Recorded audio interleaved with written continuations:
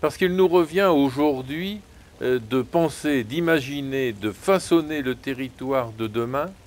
41 communes ont démarré une démarche ambitieuse, celle de bâtir un schéma de cohérence territoriale, c'est-à-dire un SCOT. Ce nouvel outil d'aménagement du territoire va permettre la réalisation d'un grand projet, c'est-à-dire construire un espace de vie tant attractif que solidaire pour les 20 ans à venir. Nous voulons un projet porteur d'une croissance équilibrée. Il s'agit de défendre l'intérêt général et de préparer l'avenir de générations futures. Les élus du territoire ont souhaité que le SCOT Grenelle de la région d'Arras, le 12e de France d'ailleurs, soit exemplaire dans son élaboration et sa concertation. Ils ont également l'ambition que le SCOT soit synonyme de prospérité économique, de cohésion sociale, d'emploi et de qualité environnementale pour la région d'Arras.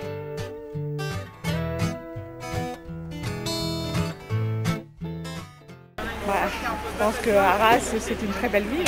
Alors déjà, le beffroi, le musée, toutes les places. Je pense que ça caractérise bien le territoire. Oui.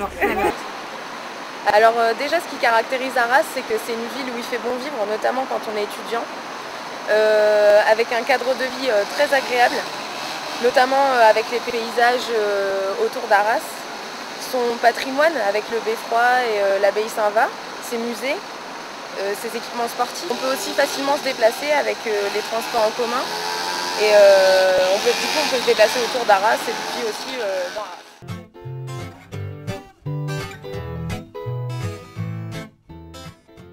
Le développement démographique de notre territoire est important. Nous avons eu 5% de croissance entre 1990 et 2007. C'est-à-dire une croissance plus importante que la région et que le département. Les raisons en sont certainement la présence sur notre territoire d'emplois, d'habitat, et aussi un environnement, à mon avis, de qualité. Au cœur du Nord-Pas-de-Calais, la région d'Arras, forte de son histoire, de son patrimoine, de son dynamisme économique et culturel, étend son influence bien au-delà de ses frontières administratives. Le territoire affiche un dynamisme démographique positif. La région d'Arras accueille, depuis plus de 20 ans, des habitants attirés par sa position géographique privilégiée, ses emplois, ses commerces et services, son patrimoine, son université. Le principal ressort de l'attractivité du territoire repose sur l'accessibilité, gage de l'efficacité de sa promotion au-delà de ses frontières naturelles. Le territoire bénéficie d'une localisation géographique exceptionnelle, à mi-chemin entre Paris et Lille et au carrefour de l'A26, mais surtout de l'A1, l'axe de flux économique le plus important d'Europe.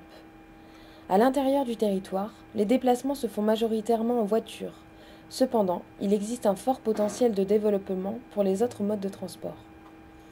Les modes de déplacement existants, comme le réseau de bus urbains ou le transport à la demande dans le rural, peuvent et doivent devenir encore plus performants. Les 3 dessertes TER situées à Farbus, Mareuil et Bailleul-sur-Berthoul, mieux desservies, peuvent également devenir un atout de poids pour le territoire. La capacité de se déplacer facilement et surtout de façon rapide, en utilisant des transports réguliers et non polluants, constitue un enjeu majeur pour la qualité de vie et l'attractivité du territoire. L'objectif est d'accroître l'accessibilité au sein du territoire, avec la nécessité de compléter et de diversifier l'offre de transport dans le rural. Le SCOT prévoit notamment le renforcement des fonctionnalités routières au cœur de l'agglomération, grâce à l'achèvement du contournement d'Arras. L'accessibilité en dehors du territoire est également un enjeu majeur. Il est donc indispensable de développer les infrastructures routières et ferroviaires. Il s'agira également de réfléchir au mode de déplacement doux, c'est-à-dire moins polluant.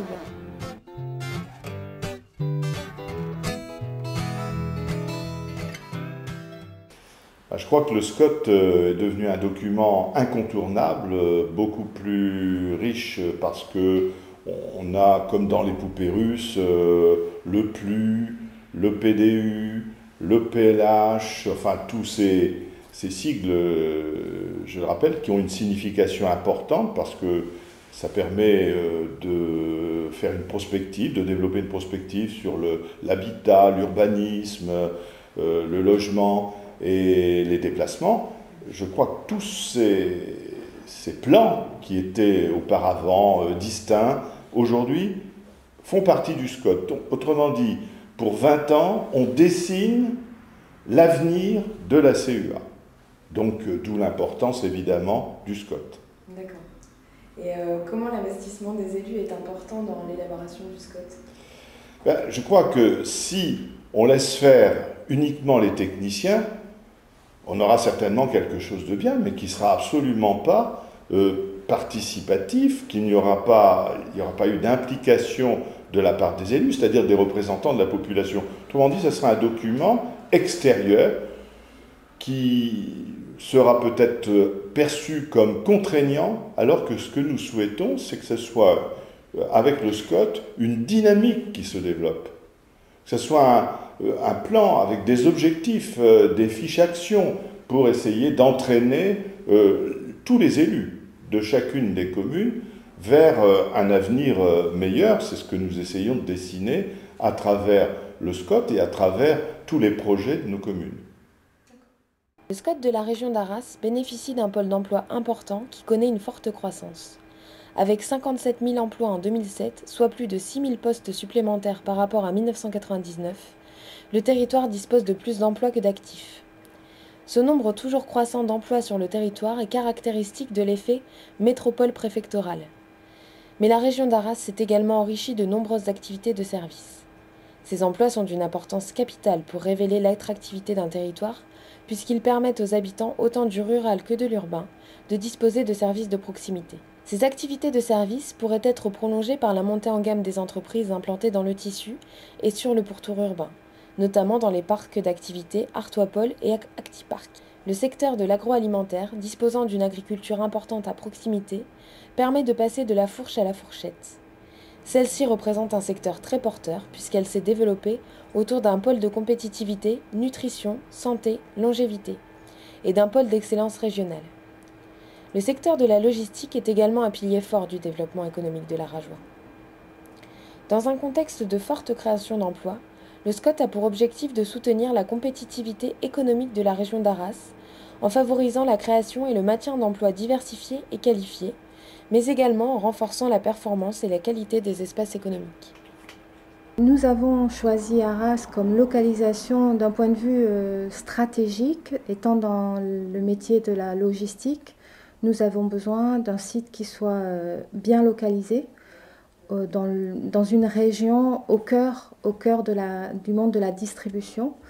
Arras, sur la N50, proche de la A1, nous permet d'avoir un échange de flux qui vient de la région parisienne, qui peut remonter sur la région lilloise, voire sur la Belgique, sur la région wallonne, ou même pouvoir après aller vers la Grande-Bretagne et donc aller beaucoup plus au nord du pays. Donc Arras a été un choix vraiment stratégique en termes de développement de ces bâtiments logistiques, puisque le transport routier est très très bien développé. Le site lui-même sur la zone d'Actipark, étant aux portes de Arras, permet une circulation poids lourd en dehors en fait des zones on va dire réservées à la zone urbaine, tout simplement. Ville commerçante depuis plusieurs siècles, le secteur tertiaire est d'une importance primordiale à Arras. Les commerces se structurent et se concentrent essentiellement dans le centre-ville et la périphérie de l'agglomération, le pôle Leclerc d'Inville et le pôle d'Auchan-Arras. Les commerces de proximité ont également un grand rôle à jouer afin de satisfaire les besoins des habitants de quartiers, bourgs ou villages.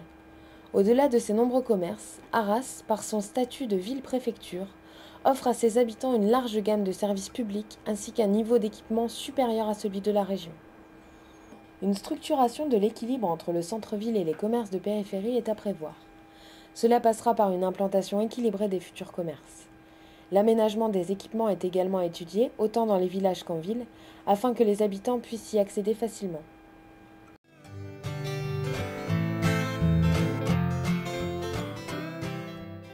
SCOT nous apporte au niveau de notre territoire, comme partout pour les autres intercommunalités, un aménagement cohérent de notre territoire, tant au niveau de l'urbanisme, du développement économique et à tous les niveaux que pour l'aménagement proprement dit, pour avoir une cohérence territoriale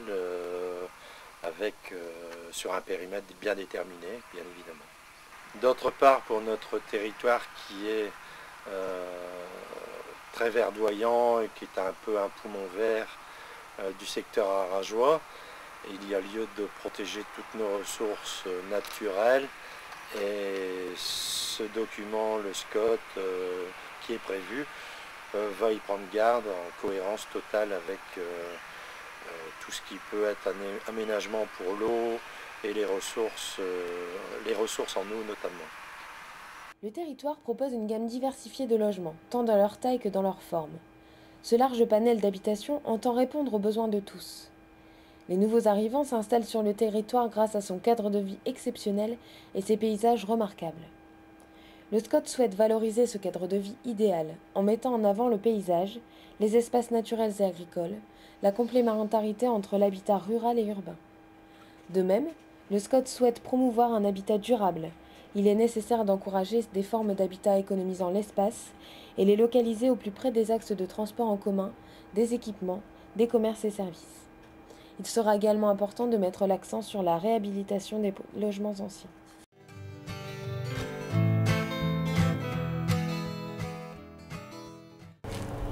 Moi j'ai une particularité en tant qu'élu d'avoir une relative ancienneté par rapport à cette structure et d'avoir participé aux travaux du CESDRA, donc déjà dans le premier schéma directeur depuis 1995 où je suis élu maire, où j'étais membre donc, de ce syndicat.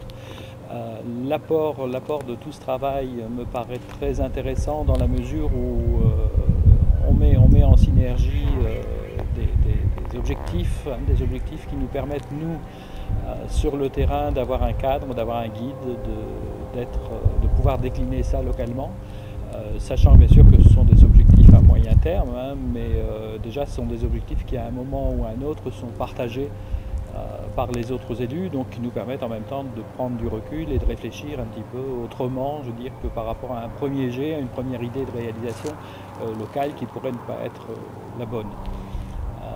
Donc bon, ça nous rassure, enfin moi quelque part ça me rassure, ce document qui est un document officiel, opposable bien sûr, et qui me rassure et me permet, lorsque je décline mes documents d'urbanisme locaux et mes projets locaux, d'être en cohérence avec le schéma de cohérence territoriale. La région d'Arras est attractive en raison de son offre touristique et culturelle plurielle. Son patrimoine de grande qualité,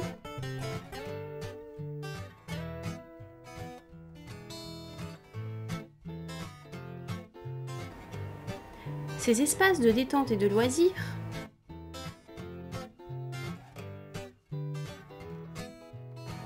ses équipements sportifs,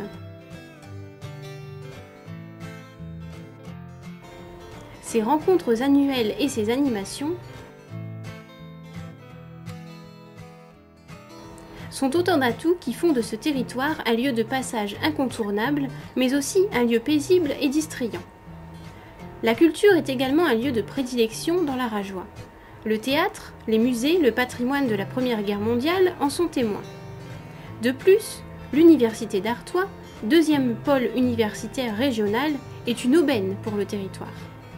Cadre privilégié pour les étudiants à la recherche d'établissements de proximité et à taille humaine, l'université et ses formations de qualité érigent Arras comme une ville moyenne avec les équipements d'une grande.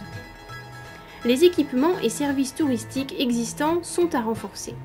Cela passe par l'achèvement des équipements structurants du Val de Scarpe, notamment l'extension de la base nautique de Saint-Laurent-Blangy qui permettra d'accueillir des sportifs de haut niveau.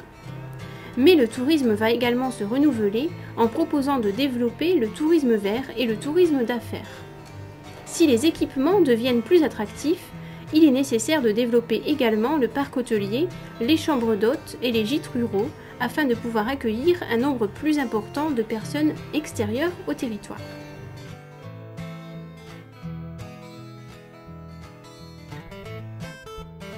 Alors d'une manière générale, je pense que le SCOT permet aux communes, aux 41 maires de la communauté, à tous les élus présents sur le territoire de travailler ensemble. Je pense que déjà ça, c'est une valeur ajoutée extraordinaire.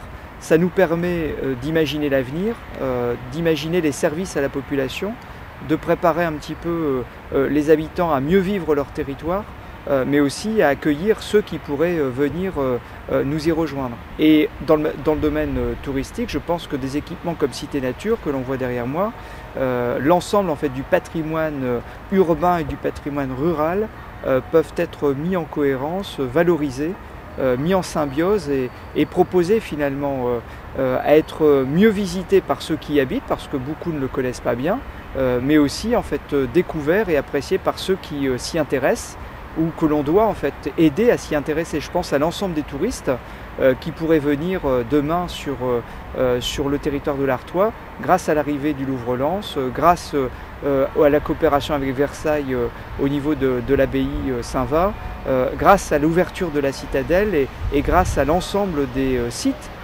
qui sont disponibles sur le territoire de notre CESDRA et sur le territoire de la communauté urbaine d'Arras.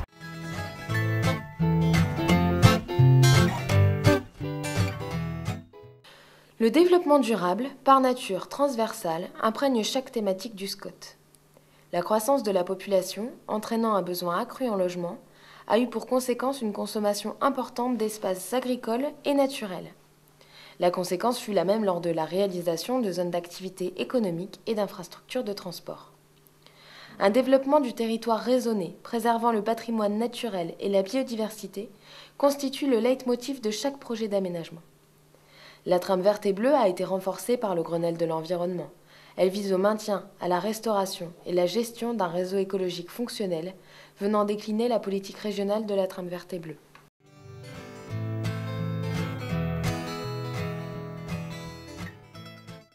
La chance qui est la nôtre, les élus, c'est d'avoir un cadre aujourd'hui avec ces lois Grenelle.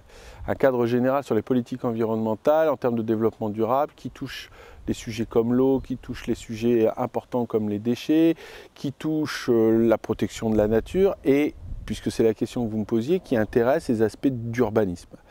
Je pense que le développement qu'on a connu jusqu'alors, qui s'est fait dans un premier temps, depuis que l'homme existe, de manière plus ou moins organisée, avec des périodes d'urbanisation intensive, parce qu'il y a eu l'ère industrielle, etc., ont fait qu'on a eu des développements qui étaient, j'allais dire anarchiques, peut-être pas, mais un peu moins maîtrisés par l'homme. Et je pense qu'il est important que pour que l'homme puisse vivre, je dirais, en harmonie avec son environnement, avec la nature, avec ce qui l'entoure, il faut que ce développement soit organisé, structuré pour que les choses se passent dans les meilleures conditions possibles et que surtout les choses soient à la fois réversibles, c'est-à-dire que quand on se rend compte qu'éventuellement on s'est trompé, on puisse atténuer les choses, revenir éventuellement en arrière, et puis que ce développement se fasse, je dirais, de manière très clairement harmonieuse. Les lois Grenelle sont à la fois directives mais aussi structurelles, c'est-à-dire qu'elles permettent de se projeter et de voir comment les choses vont s'organiser. Et pour revenir sur l'aspect urbanisme que vous évoquiez, elle fixe un certain nombre de limites en disant voilà, l'homme prend de plus en plus de place parce que la population augmente, ses besoins en surface, la taille des logements, etc. évolue, etc. Il faut que on organise, qu'on fixe les règles de manière à ce que ce développement puisse se faire en harmonie avec les autres usagers de la planète et notamment aussi en préservant nos ressources, etc., en limitant nos déchets, en préservant notre eau, en luttant contre les réchauffements climatiques, que cette urbanisation se fasse non pas simplement en se disant voilà, j'ai besoin de construire une maison de telle taille et un jardin, etc., et puis peu importe ce qui se passe à côté avec mon voisin, que qu'on tienne compte de ce qui va être possible de faire en termes de transport, parce que si tout le monde se met à vivre exactement comme il a envie de vivre, sans respect du voisin et sans se projeter un peu dans l'avenir, on sait très bien, qu'on arrive à des situations de blocage, et c'est en ça que les lois Grenelle fixent un peu le cadre. Alors bien évidemment, à partir du moment où on fixe un cadre, ce cadre, il ne doit pas être d'une rigidité absolue. Il doit tenir compte à la fois des territoires, de la spécificité des territoires, de leur latitude et de leur longitude, je dirais. Est-ce qu'on est en secteur plus urbain? Est-ce qu'on est en secteur plus rural? Est-ce qu'on est en secteur de plaine? Est-ce qu'on est en secteur de montagne? Etc. etc. Et donc là, il nous appartient à nous, élus, de traduire ce cadre sur la réalité du terrain et d'en discuter, de le faire avec, bien évidemment, les acteurs du territoire et notamment les concitoyens, les habitants de ce territoire. Alors, comment faire? Il y a la méthode qui consiste à dire, voilà, on a réfléchi, c'est comme ça, point à la ligne et vous suivez. Et puis, il y a la méthode qui consiste, et qui est préférable à mon sens, bien évidemment, d'entamer le dialogue. Alors, on fixe le cadre et on dit voilà ce qui est, je dirais, les orientations du Grenelle. Mais il ne faut pas prendre ça comme étant au pied à la lettre, ce qui a suscité dans certains secteurs des réactions en disant on va nous empêcher de construire sur une parcelle de 500 m², tout le monde va devoir construire maximum, ça va être 50 logements à l'hectare, etc. Non, ça c'est, on définit un cadre et à l'intérieur de ce cadre, on discute et on voit en fonction de la réalité des terrains, des spécificités, de là où on vient, où on veut aller, quelles sont les étapes qu'on va construire ensemble. L'objectif est que cette construction soit appropriée par chacun et que chacun y trouve son intérêt et s'épanouisse dans ce développement. Demain se joue aujourd'hui. L'avenir ne se fera pas sans vous. Nous avons besoin de vous pour que le SCOT donne à notre territoire la place qu'il mérite pour les 20 prochaines années.